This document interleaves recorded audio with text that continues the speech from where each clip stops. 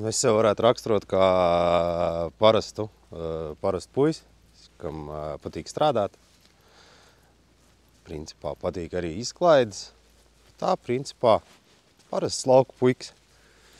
Tā ir diezgan daudz visādi praktiski darbi, un vienīgais tāds, varētu būt kā lielākais mīnus man ir to, ka es vienmēr pats gribu izdarīt pats visu.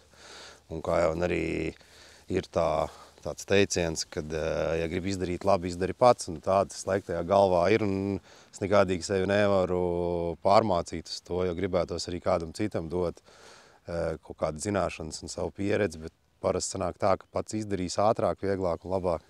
Principā mana tā pamatnodarbošanās ir uzņēmējdarbība, kas saistīta ar teritorijas apsaimniekošanu, kas ir tā kā. Bet pārsvarā sanāk tā, ka cilvēki izvēlās ne tikai atjaunot zālienu, bet arī bruķakmeņu segumu sabūvēt visur. Un paralēli arī, lai nopelnītu vairāk naudiņas, principā sanāk strādāt kā apakšniekam teritorijas uzlabošanā, gan pēc renovācijas projektiem, gan arī dažādiem citiem. Man principā bija tā, ka es vispār sāku, tā pamata ideja sākt kaut ko tādu darīt. Man makā bija 10 eiro un ar savu darbu. Man bija arī kolēģis vietējais viens startā. Mēs paši to visu nopelnījām, jā, un tā pamata tehnikas bāze ir diezgan plaša. Jā, kurpniekam kurpes cauris, jā, ir tādas problēmas, jo pats sev mājās, attiecīgi no tā, kad darbiņā daudz darba, pasūtījumu daudz, pats sev mājās nevar salikt entos gadus, jau smuku bruģi un pats iekopt savu, bet nekas laiks jau pietiek, lai sakoptu arī savu teritoriju, bet, drusciņi jāpaciešās. Bija pagājušajā gadā izcēlās uguns nelaime, diezgan daudz lietiņas sadega, nevienam tādu nenovēlu. Jā. Tas man ir vecāka īpašums. Jā, vecāki man bija zemnieku saimniecība, kas nodarbojās ar piena lopkopību.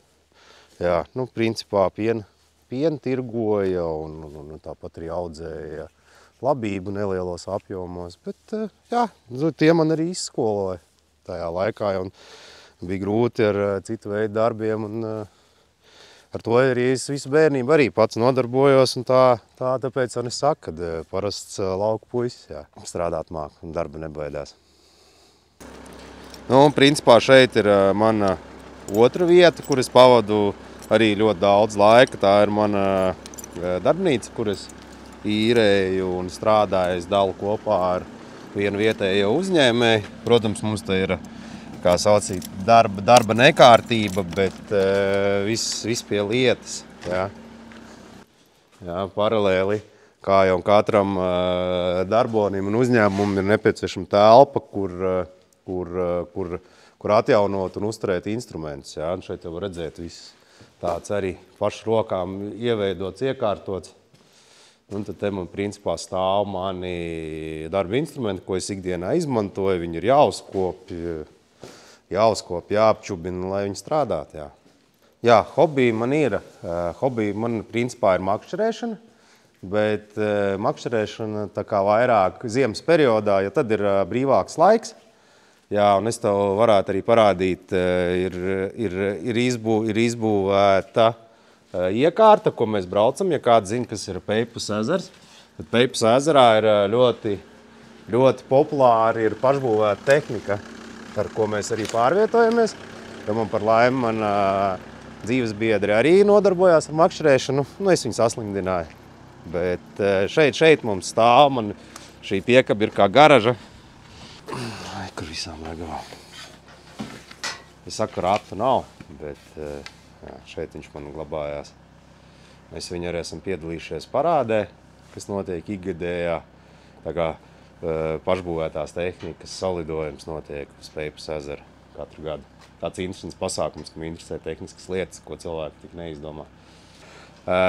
Manējais ir tā, ka viņš ir kādu laiku turēsies virs ūdens, bet tā kā viņam ir priekšā slēpi, viņš nogrims. Bet pārsvarā tur viss, kas tiek būvēts, viņi tiek testēti uz peldspēju. Esmu arī ielūzis un sanāk, kad bija dubultais ledus.